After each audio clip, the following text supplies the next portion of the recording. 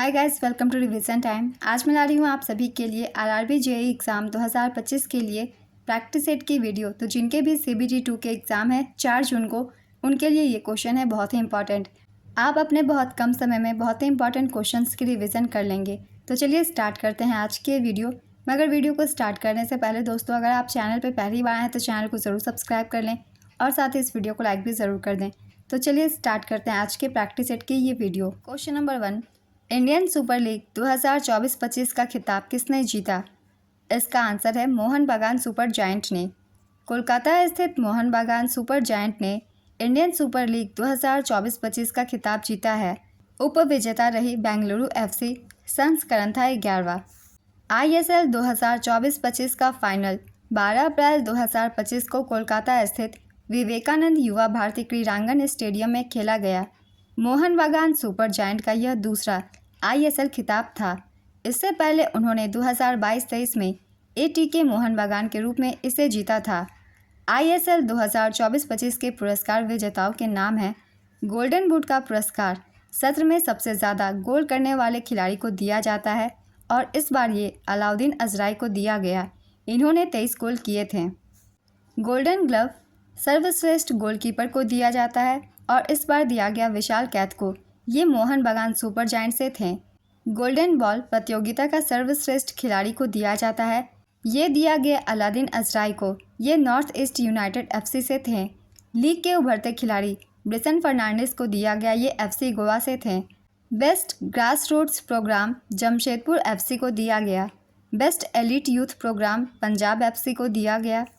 Indian super league Bharat में एक प्रमुख पेशेवर क्लब आधारित फुटबॉल लीग है जिसकी शुरुआत 2014 में हुई थी। देखिए, एग्ज़ाम में अब क्वेश्चन कहीं से भी पूछ लिए जाते हैं किसी भी पॉइंट से, इसलिए मैंने जितने भी टॉपिक लिए हैं सबसे रिलेटेड कुछ इंपॉर्टेंट पॉइंट्स लिखा है जिसे आप सब ध्यान से सुनिएगा, क्योंकि एग्ज़ाम में कहाँ से क्वेश्चन पूछ लिए जाए ये पता नहीं होता। तो चलिए अब दूसरे क्वेश्चन को देखते हैं। महेंद्र वर्मन प्रथम किस राजवंश से संबंधित था जिसे पुलकेशिन द्वितीय ने हराया था? इसका आंसर है पल्लव वंश। महेंद्र वर्मन प्रथम पल्लव राजवंश के शासक थे। वे 600 से 630 ईस्वी के बीच शासन करते थे। वे सिंह विष्णु के पुत्र और उत्तराधिकारी थे। महेंद्र वर्मन प्रथम ने भारत के वर्तमान आंध्र प्रदेश के दक्षिणी हिस्से और तमिलनाडु के उत्तरी हिस्से पर शासन किया था। उन्होंने मतविलास प्रहसन की रचना की थी। पल्लव राजवंश की राजधानी कांचीपुरम थी। पल्लव राजा महेंद्र वर्मन प्रथम को पुलकेशिन द्वितीय ने हराया था।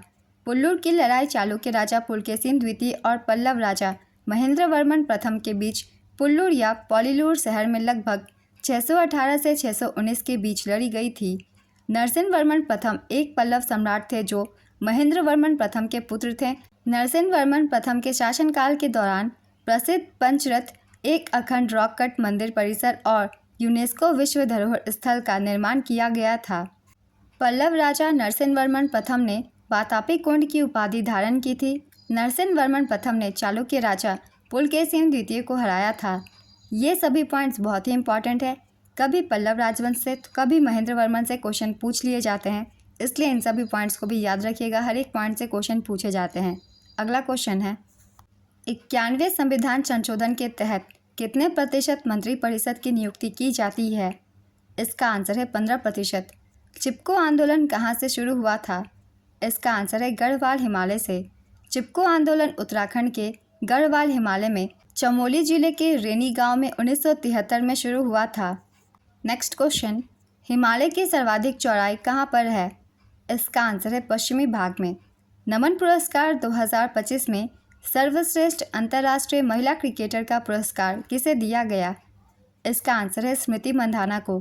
बीसीसीआई ने 2025 के नमन पुरस्कार में जसप्रीत बुमराह और स्मृति मंधाना को सर्वश्रेष्ठ अंतर्राष्ट्रीय क्रिकेटर का पुरस्कार दिया, जबकि सचिन तेंदुलकर को लाइफ टाइम अचीवमेंट पुरस्कार से सम्मानित किया गया। नेक्स्ट क्वेश्चन, अलीवर्दी खान की मृत्यु के बाद बंगाल का नवाब बना? इसका आंसर है सिराजुद्दौला। 1740 में अलीवर्दी खान बंगाल, बिहार और उड़ीसा का नया नवाब बना। 1756 में अलीवर्दी खान की मृत्यु के बाद सिराजुद्दौला बंगाल का शासक बना। बंगाल के पहले नवाब मुर्शिद कुली खान थे। मुर्शिद कुली खान नासिरी राजवंश से पहले बंगाल के नवाब थे। उन्होंने 1717 से 1727 तक शासन किया था। फर्रुखसियर ने उन्हें 1717 में मुर्शिदाबाद का नवाब निज़ाम के रूप में नियुक्त किया। सरफराज खान नासिरी वंश से बंगाल के तीसरे नवाब थे। अलीवर्दी खान अफसार वंश से बंगाल का नवाब था। मीर कासिम नस्वी वंश से बंगाल के दूसरे नवाब थे। तो इन सभी के नाम आप सब याद रखिएगा, क्योंकि इन सब से बहुत सारे क्वेश्चन पूछे जाते हैं आरआरबी के एग्ज़ाम में। अगला क्वेश्चन है, भारतीय संविधान में 11वां मौलिक कर्तव्य कब जोड़ा गया? इसका आंसर है वर्ष 2002 में। 86वें संविधान संशोधन अधिनियम 2002 के द्वारा संविधान में 11वां मौलिक कर्तव्य जोड़ा गया।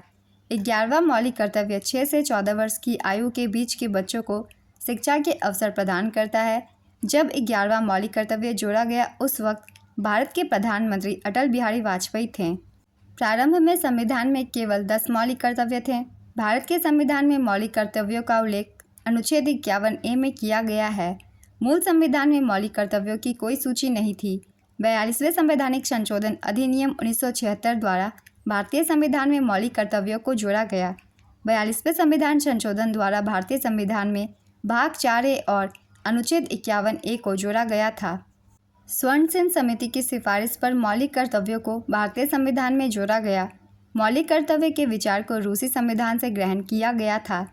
तो ये क्वेश्चन बहुत ही ज़्यादा इम्पॉर्टेंट है। इस क्वेश्चन से हर एक एग्ज़ाम में एक नए क्वेश्चन पूछ लिए जाते हैं, चाहे वो एग्ज़ाम NTPC की हो, RPF, SSC, कोई भी स्टेट की एग्ज़ाम हो, इस टॉपिक से क्वेश्चन पूछ लिए जाते हैं। तो इस क्वेश्चन के जितने भी पॉइंट्स हैं उन्हें आप सब याद रखिएगा, क्योंकि हर एक पॉइंट से अलग अलग हर एग्ज़ाम में क्वेश्चन बनते हैं। सभी पॉइंट इंपॉर्टेंट है, इसलिए सभी को आप सब याद रखिएगा। आपके 1 नंबर पक्के हो जाएंगे एग्ज़ाम में। तो चलिए अब दूसरे क्वेश्चन को देखते हैं। अगस्त 2024 में किस देश को भारत का पहला GI टैग वाला अंजीर का जूस निर्यात किया गया? इसका आंसर है पोलैंड। पोलैंड को भारत का पहला GI टैग वाला अंजीर का जूस पुरंदर निर्यात किया गया। Purandar highlands farmers producer company limited ने पोलैंड को भारत का पहला GI टैग वाला अंजीर का जूस निर्यात करके एक महत्वपूर्ण उपलब्धि हासिल की है। इससे पहले फरवरी 2023 में हांगकांग को भारत की ओर से GI टैग वाले पुरंदर अंजीर की पहली वाणिज्यिक खेप का सफल निर्यात किया गया था। पुरंदर अंजीर से बनाए जाते हैं जो अपने स्वाद, आकार और पोषण मूल्य के लिए प्रसिद्ध हैं, जिन्हें भौगोलिक संकेतक टैग प्राप्त हैं। नेक्स्ट क्वेश्चन, बेकिंग सोडा का रासायनिक नाम क्या है? इसका आंसर है सोडियम बाइकार्बोनेट। इसका उपयोग खाना पकाने में, कीट नियंत्रण और आग बुझाने के यंत्र के रूप में किया जाता है। आइए कुछ महत्वपूर्ण तत्वों के भी रासायनिक नाम हम याद कर लेते हैं, जैसे कि धावन सोडा, इसका रासायनिक नाम है Na2CO3.10H2O। Caustic soda NaOH, baking soda NaHCO3। Plaster of Paris, इसका रासायनिक सूत्र है CaSO4.12H2O।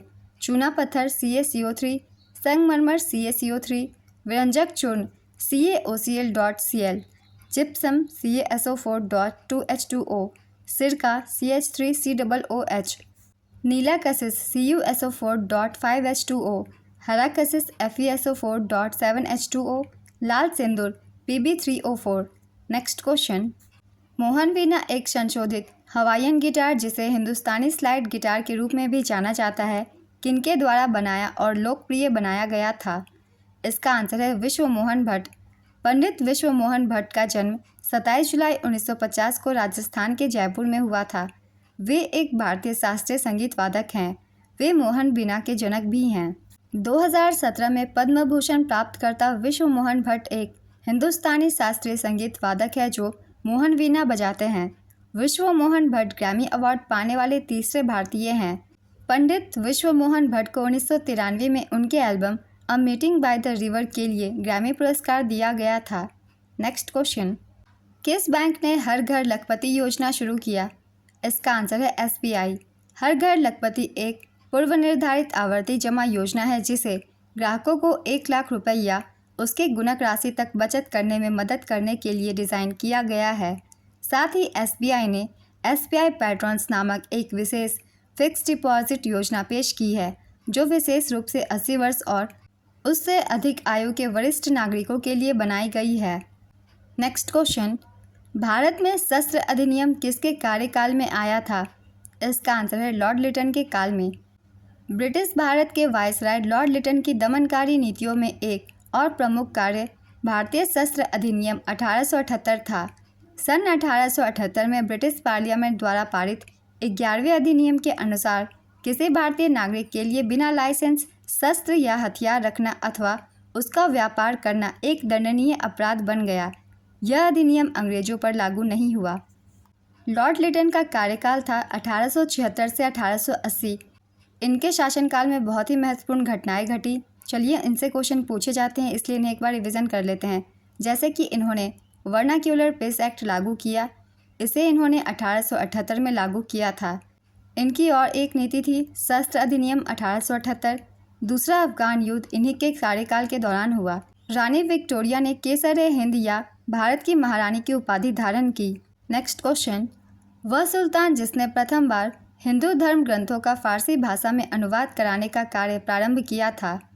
इसका आंसर है फिरोज शाह तुगलक। फिरोज शाह तुगलक तुगलक वंश का शासक था जिसने 1351 से 1388 तक दिल्ली सल्तनत पर शासन किया। तुगलक राजवंश 1320 में उभरा और 1413 में समाप्त हुआ। तुगलक वंश की स्थापना 1320 में गाजी मलिक ने गियासुद्दीन तुगलक की उपाधि धारण करके की थी। नेक्स्ट क्वेश्चन, लता मंगेशकर पुरस्कार 2024 किसे मिला है? इसका आंसर है अमिताभ बच्चन। अमिताभ बच्चन को लता दीनानाथ मंगेशकर पुरस्कार 2024 दिया गया। वहीं संगीतकार AR रहमान को मास्टर दीनानाथ मंगेशकर पुरस्कार दिया गया। वहीं लता दीनानाथ मंगेशकर पुरस्कार 2025 कुमार मंगलम बिरला को दिया गया है, इसे भी याद रखिएगा। अगला क्वेश्चन है, ताजमहल के पीला करने के लिए इनमें से कौन जिम्मेदार है? इसका आंसर है सल्फर डाइऑक्साइड। सल्फर डाइऑक्साइड एक रंगहीन गैस है। यह वायु प्रदूषण के लिए जिम्मेदार जहरीली गैस है। नेक्स्ट क्वेश्चन, 2011 की जनगणना के अनुसार हिंदुओं का पॉपुलेशन परसेंटेज कितना है? इसका आंसर है 79.8%। 2011 की जनगणना के अनुसार भारत में 966.3 मिलियन लोगों की पहचान हिंदुओं के रूप में की गई है, जो देश की आबादी का 79.8% प्रतिनिधित्व करते हैं। चलिए एक बार जान लेते हैं सभी धर्मों की पॉपुलेशन परसेंटेज। हिंदुओं की है 79.8%, मुस्लिम की है 14.2%, ईसाई की है 2.3%, सिख की है 1.7%, बौद्ध की है 0.7%, जैन की है 0.45%। हिमाचल प्रदेश में 95.17% आबादी हिंदू समुदाय की है। नेक्स्ट क्वेश्चन, 2024-25 में भारतीय रेलवे द्वारा कितने लोकोमोटिव का उत्पादन किया गया? इसका आंसर है 1681। भारतीय रेलवे ने वित्त वर्ष 2024-25 में अपने लोकोमोटिव और कोचों का उत्पादन रिकॉर्ड स्तर तक बढ़ा दिया है। भारतीय रेलवे के अनुसार 2024-25 में उसने 1681 लोकोमोटिव और 2024-25 में 7134 कोचों का उत्पादन किया है। भारतीय रेलवे की 5 लोकोमोटिव विनिर्माण इकाइयां हैं। इन सभी के बारे में जान लेते हैं क्योंकि इनसे क्वेश्चन पूछ लिए जाते हैं एग्जाम्स में। पहला है चितरंजन लोकोमोटिव वर्क्स। ये चितरंजन पश्चिम बंगाल के पश्चिम वर्धमान जिले में है। बनारस लोकोमोटिव वर्क्स ये वाराणसी उत्तर प्रदेश में है। पटियाला लोकोमोटिव वर्क्स पटियाला पंजाब में है। Madhepura electric loco factory Bihar के मधेपुरा जिले में है। वेबटेक लोकोमोटिव प्राइवेट लिमिटेड बिहार के सारण जिले के मढ़ौरा में स्थित है। भारतीय रेलवे की यात्री कोच उत्पादक इकाइयां हैं इंटीग्रल कोच फैक्ट्री। ये पेरम्बूर चेन्नई तमिलनाडु में स्थित है। इसकी स्थापना 1955 में हुई थी। रेल कोच फैक्ट्री ये कपूरथला पंजाब में स्थित है। इसकी स्थापना 1985 में हुई थी। मॉडर्न कोच फैक्ट्री ये रायबरेली उत्तर प्रदेश में है। इसकी स्थापना 2007 में हुई थी। नेक्स्ट क्वेश्चन, भारत का सबसे लंबा राष्ट्रीय जलमार्ग कौन सा है? इसका आंसर है राष्ट्रीय जलमार्ग 1। कुछ प्रमुख राष्ट्रीय जलमार्ग है, चलिए इनके बारे में भी जान लेते हैं क्योंकि राष्ट्रीय जलमार्ग से क्वेश्चन पूछ लिए जाते हैं NTPC के एग्ज़ाम में। पहले जान लेते हैं राष्ट्रीय जलमार्ग 1 के बारे में। ये प्रयागराज से हल्दिया तक है। गंगा भागीरथी हुगली नदी पर स्थित है। कौन सी राष्ट्रीय जलमार्ग कौन सी नदी पर स्थित है, इसे भी याद रखिएगा। अब जान लेते हैं राष्ट्रीय जलमार्ग 2 के बारे में।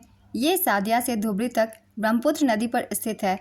ये बहुत ही इंपॉर्टेंट है, इसकी हमेशा जगह पूछ ली जाती है कहाँ से कहाँ तक है। तो ये सादिया से धुबरी तक है जो कि असम में पड़ता है, तो इसे याद रखिएगा। अब जान लेते हैं राष्ट्रीय जलमार्ग 3 के बारे में। ये कोल्लम से कोटापुरम तक स्थित है। पश्चिमी तट नहर और चंपकारा नहर पर स्थित है। राष्ट्रीय जलमार्ग 4 काकीनाडा से पुदुचेरी तक बकिंघम नहर पर स्थित है। राष्ट्रीय जलमार्ग 5 पश्चिम बंगाल और उड़ीसा राज्य में है। यह ब्राह्मणी नदी पर स्थित है। राष्ट्रीय जलमार्ग 6 बराक नदी के लखीमपुर और भांगा के बीच 71 किलोमीटर का जलमार्ग है। राष्ट्रीय जलमार्ग 6 असम, नागालैंड, मिजोरम, मणिपुर, त्रिपुरा और अरुणाचल प्रदेश से होकर गुजरता है। नेक्स्ट क्वेश्चन, कोरियोग्राफर कुमुदनी लाखिया का निधन हो गया है। उन्हें किस वर्ष पद्म विभूषण दिया गया था? इसका आंसर है 2024 में। प्रख्यात कथक नृत्यांगना और कोरियोग्राफर कुमुदनी लाखिया का हाल ही में निधन हो गया। उनका जन्म 17 मई 1930 को अहमदाबाद में हुआ था। उन्हें वर्ष 2024 में भारत सरकार द्वारा पद्म विभूषण से नवाजा गया था। इससे पहले उन्हें 2010 में पद्म भूषण और 1987 में पद्मश्री से सम्मानित किया जा चुका है। कुमुदनी लाखिया ने 1964 में अहमदाबाद में कदम सेंटर फॉर डांस की स्थापना की थी। नेक्स्ट क्वेश्चन, द गाइड पुस्तक के लेखक कौन है? इसका आंसर है आर के नारायण। द गाइड 1958 में भारतीय लेखक आर के नारायण द्वारा अंग्रेजी में लिखा गया एक उपन्यास है। इस उपन्यास के लिए आर के नारायण को 1960 में अंग्रेजी के लिए पहला साहित्य अकादमी पुरस्कार दिया गया था। मालगुडी डेज भी आर के नारायण के द्वारा लिखा गया है। नेक्स्ट क्वेश्चन, बैडमैन किसकी आत्मकथा है? इसका आंसर है गुलशन ग्रोवर। रुद्रवीणा किस परंपरा से संबंधित है? इसका आंसर है ध्रुपद शैली से। राष्ट्रपति की अध्यादेश बनाने की शक्ति किस अनुच्छेद से संबंधित है? इसका आंसर है अनुच्छेद 123 से। लैंड का पूर्ण रूप क्या है? इसका आंसर है local area network. NaCl sodium chloride का मोलर द्रव्यमान कितना होता है? इसका आंसर है 58.44 ग्राम पर मोल। हिमालय की अधिकतम चौड़ाई किस राज्य या केंद्र शासित प्रदेश में पाई जाती है? इसका आंसर है जम्मू कश्मीर में। हिमालय की सबसे अधिक चौड़ाई जम्मू कश्मीर में है, जहां यह लगभग 400 किलोमीटर तक फैली हुई है। वहीं पूर्वी भाग में अरुणाचल प्रदेश में इसकी चौड़ाई कम होकर 150 किलोमीटर रह जाती है। नेक्स्ट क्वेश्चन, 2025 में वैश्विक मारक क्षमता सूचकांक ग्लोबल फायर पावर इंडेक्स में भारत को कौन सा स्थान दिया गया? इसका आंसर है चौथा। इस सूची में अमेरिका पहले, रूस दूसरे, चीन तीसरे और भारत चौथे स्थान और दक्षिण कोरिया 5वें स्थान पर रहा। नेक्स्ट क्वेश्चन, गोबर गैस में मुख्य रूप से कौन सी गैस होती है? इसका आंसर है CH4 यानी कि मीथेन। जब एक अम्ल धातु ऑक्साइड के साथ अभिक्रिया करता है तो क्या बनता है? इसका आंसर है लवण और जल।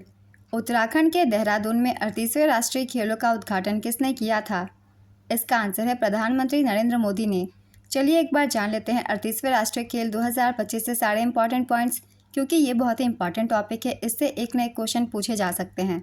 प्रधानमंत्री नरेंद्र मोदी ने 28 जनवरी 2025 को उत्तराखंड में देहरादून के महाराणा प्रताप स्टेडियम में 38वें राष्ट्रीय खेलों का उद्घाटन किया। यहाँ आप सब ध्यान दीजिएगा, प्रधानमंत्री नरेंद्र मोदी ने उद्घाटन किया था और महाराणा प्रताप स्टेडियम में। इसका आयोजन उत्तराखंड में किया गया था। मुख्य स्थल थी राजीव गांधी अंतर्राष्ट्रीय स्टेडियम देहरादून। इसका आयोजन 28 जनवरी से 14 फरवरी 2025 तक किया गया। शुभंकर का नाम था मौली या मोनाल। मशाल का नाम तेजस्विनी। टैगलाइन थी संकल्प से शिखर तक। सर्विसेज स्पोर्ट्स कंट्रोल बोर्ड या सेना की टीम ने पदक तालिका में शीर्ष स्थान हासिल कर 5वीं बार राजा भालिंदर सिंह ट्रॉफी जीती। यहाँ आप सब राजा भालिंदर सिंह ट्रॉफी को याद रखिएगा। ये राष्ट्रीय खेल में दिए जाते हैं और जो पदक तालिका में सबसे पहले स्थान पे होता है उसी टीम को दिया जाता है। तो अब हम देख लेते हैं पदक तालिका। पदक तालिका में पहले स्थान पे सर्विसेज रही। इसने 121 पदक जीते, 68 गोल्ड, 26 सिल्वर और 27 ब्रोंज। दूसरे स्थान पे महाराष्ट्र ने 201 पदक जीते, 54 गोल्ड, 71 सिल्वर और 76 ब्रोंज। तीसरे स्थान पे हरियाणा 153 पदकों के साथ 48 गोल्ड, 47 सिल्वर और 58 ब्रोंज। चौथे स्थान पे मध्य प्रदेश रही। इसने 82 पदक जीते, 34 गोल्ड, 26 सिल्वर और 22 ब्रोंज। पाँचवें स्थान पे कर्नाटक 80 पदक, 34 गोल्ड, 18 सिल्वर और 28 ब्रोंज। 39वें राष्ट्रीय खेल का आयोजन 2027 में मेघालय में किया जाएगा। भारत में पहली बार राष्ट्रीय खेल 1924 में लाहौर में आयोजित किए गए थे। 37वें राष्ट्रीय खेलों का आयोजन 2023 में गोवा में हुआ था। इसे भी याद रखिएगा। अगला क्वेश्चन है, वर्ष 2024 में मेजर ध्यानचंद खेल रत्न पुरस्कार के लिए किसे चुना गया? इसका आंसर है हरमनप्रीत सिंह, मनु भाकर, डी गुकेश और प्रवीण कुमार को। मेजर ध्यानचंद खेल रत्न पुरस्कार विजेताओं की संख्या है 4। इन चारों के नाम है मनु भाकर, इनका संबंध निशानेबाजी से है। गुकेश डी, इनका संबंध शतरंज से है। हरमनप्रीत सिंह, इनका संबंध हॉकी से है। और प्रवीण कुमार, ये पैरा एथलेटिक्स से हैं। तो चलिए अब हम जान लेते हैं राष्ट्रीय खेल पुरस्कार 2025 से रिलेटेड सारे पॉइंट्स। मेजर ध्यानचंद खेल रत्न पुरस्कार विजेताओं की संख्या है 4। अर्जुन पुरस्कार 2024 के विजेताओं की संख्या है 32 और 2 को अर्जुन पुरस्कार लाइफ टाइम अचीवमेंट अवार्ड दिया गया। द्रोणाचार्य पुरस्कार विजेताओं की संख्या है 3 और 2 को लाइफ टाइम अचीवमेंट अवार्ड दिया गया। राष्ट्रीय खेल प्रोत्साहन पुरस्कार 1 को दिया गया। मौलाना अबुल कलाम आज़ाद ट्रॉफी 3 को दी गई। तो ये सभी पॉइंट्स को याद रखिएगा, बहुत ही इंपॉर्टेंट है हर एग्ज़ाम के लिए। नेक्स्ट क्वेश्चन, 1527 में कौन सा युद्ध हुआ था? इसका आंसर है खानवा का युद्ध। खानवा का युद्ध 16 मार्च 1527 को बाबर एवं मेवाड़ के राणा सांगा के मध्य लड़ा गया। खानवा के युद्ध के परिणाम के रूप में जाना जाने वाला चंदेरी का युद्ध 29 जनवरी 1528 को बाबर और मेदिनी राय खंगार के बीच लड़ा गया था। इस युद्ध में मेदिनी राय खंगार की पराजय हुई। नेक्स्ट क्वेश्चन, रामनाथ वी राघवन किस संगीत वाद्ययंत्र से संबंधित है? इसका आंसर है मृदम। रामनाथ वी राघवन एक प्रसिद्ध मृदम वादक थे जिन्होंने 1970 से 75 तक वेस्लेयन विश्वविद्यालय में artist in residence in music के रूप में काम किया और फिर 1988 से 2000 से दक्षिण भारतीय ढोल बजाना सिखाया। उनका जन्म मदुरै, तमिलनाडु, भारत में हुआ था। चलिए कुछ और वाद्य यंत्रों और इनके वादक के बारे में जान लेते हैं, जैसे कि टी.एच. विनायकरम, इनका संबंध घटम से है। उस्ताद असद अली खान रुद्रवीणा से संबंधित है। पंडित रविशंकर सितार से, पंडित राम नारायण सारंगी से, अमजद अली खान सरोद से, बिस्मिल्लाह खान सहनाई से, हरिप्रसाद चौरसिया बांसुरी से और उस्ताद जाकिर हुसैन, इनका संबंध तबला से है। नेक्स्ट क्वेश्चन, मौसमी संबंधी घटनाएं कौन से मंडल में होती है? इसका आंसर है क्षोभ मंडल में। पृथ्वी के वायुमंडल की सबसे निचली परत यानी क्षोभ मंडल में मौसम संबंधी घटनाएं होती है। क्षोभ मंडल वायुमंडल का सबसे गीला हिस्सा है। क्षोभ मंडल में जलवाष्प और एरोसोल का कुल द्रव्यमान 99% होता है। वायुमंडल की अन्य परतें हैं समतापमंडल, thermosphere, mesosphere, exosphere. Next question, NITI Aayog की वित्तीय स्वास्थ्य सूचकांक 2025 में कौन सा राज्य शीर्ष पर है? इसका आंसर है उड़ीसा। वित्तीय स्वास्थ्य सूचकांक 2025 इसकी जारी करता है नीति आयोग। इस बार का संस्करण है पहला। शीर्ष 3 राज्य हैं उड़ीसा, छत्तीसगढ़ और गोवा। सूचकांक 2022-23 की वित्तीय वर्षों के आधार पर राज्य के प्रदर्शन को ध्यान में रखता है। प्रदर्शन के आधार पर राज्यों को 4 समूहों में बांटा गया है। पहली श्रेणी है चीवर राज्यों की, इसमें 1 से 5 तक की रैंकिंग की गई है और इन राज्यों के नाम है उड़ीसा, छत्तीसगढ़, गोवा, झारखंड और गुजरात। दूसरी श्रेणी है फ्रंट रनर की, इसमें 6 से 10 तक की रैंकिंग की गई है और इस रैंकिंग वाले राज्य हैं महाराष्ट्र, उत्तर प्रदेश, तेलंगाना, मध्य प्रदेश और कर्नाटक। अगली श्रेणी है परफॉर्मर की, इसमें 11 से 14 तक की रैंक की गई है और इसके राज्य हैं तमिलनाडु, राजस्थान, बिहार और हरियाणा।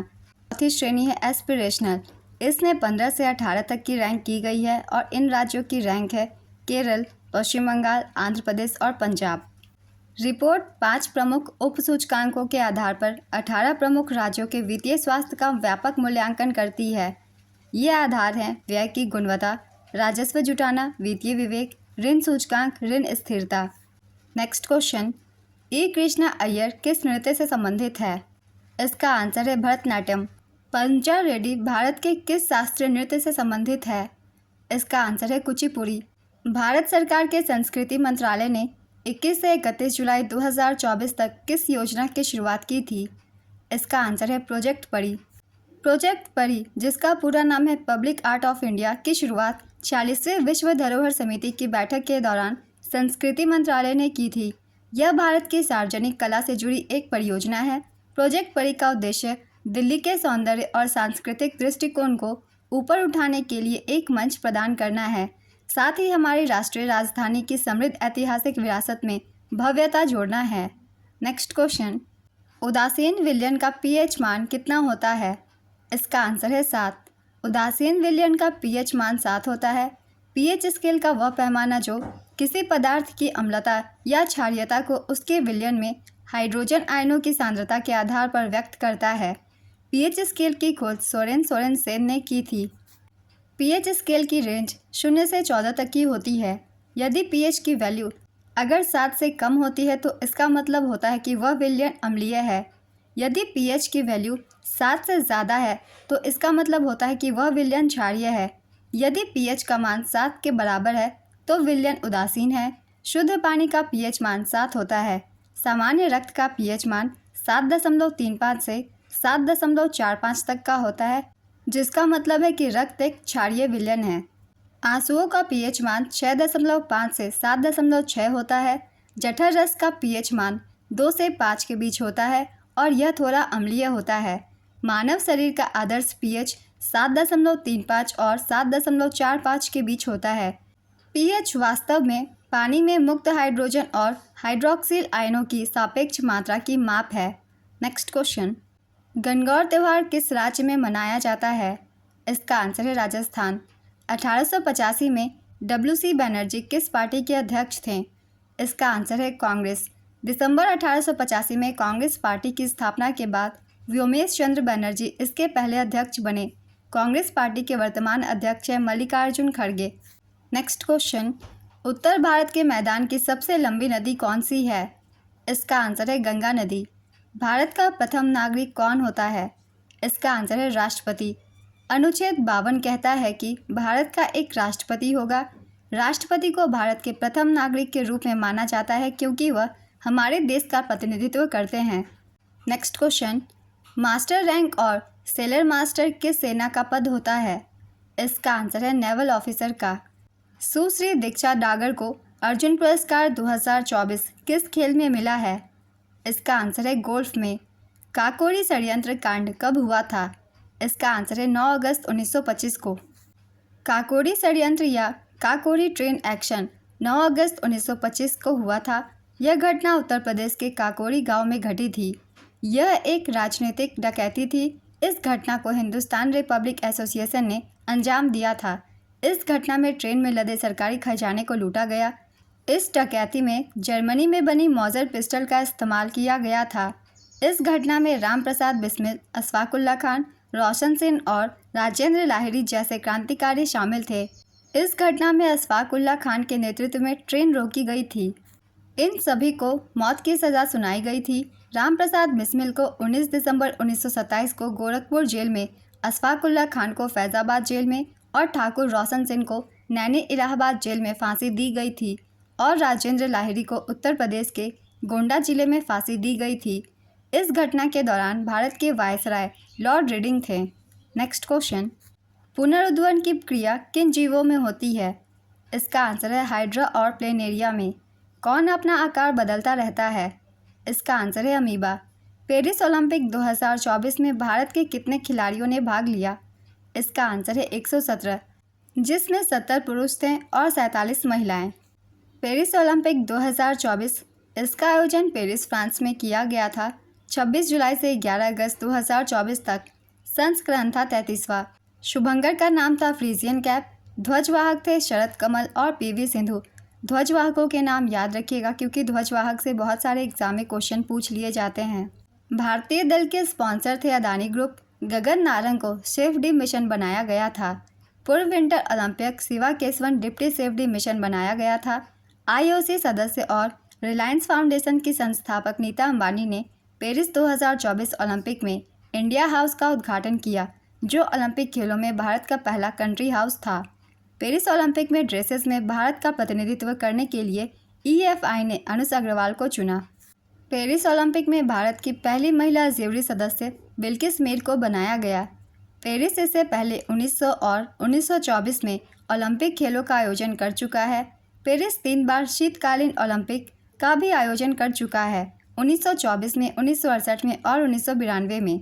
पिछला ग्रीष्मकालीन ओलंपिक 2020 टोक्यो, जापान में आयोजित किया गया था और अगला ग्रीष्मकालीन ओलंपिक 2028 में लॉस एंजल्स, अमेरिका में आयोजित किया जाएगा। तो ये सारे पॉइंट्स बहुत ही इंपॉर्टेंट है क्योंकि पेरिस ओलंपिक से क्वेश्चन पूछे जा सकते हैं आरआरबी के एग्ज़ाम में। तो अगर आप तैयारी कर रहे हैं तो आप इन सभी पॉइंट्स को बहुत ही ध्यान से सुनिएगा। नेक्स्ट क्वेश्चन, पहला जनजातीय खेल महोत्सव किस वर्ष आयोजित किया गया था? इसका आंसर है 2023 में। 9 से 12 जून 2023 को ओडिशा के भुवनेश्वर के Kalinga institute of social sciences में इसका आयोजन किया गया था। इस जनजातीय खेल महोत्सव में ओडिशा पुरुष और महिला दोनों वर्गों में समग्र चैंपियन रहा। कर्नाटक ओवरऑल इवेंट में प्रथम उपविजेता रहा, जबकि झारखंड ओवरऑल इवेंट में द्वितीय उपविजेता रहा। नेक्स्ट क्वेश्चन, किस अधिनियम को भारत के संविधान का मूल आधार माना जाता है? इसका आंसर है भारत सरकार अधिनियम 1935। भारत के संविधान का प्रमुख स्रोत 1935 का अधिनियम है।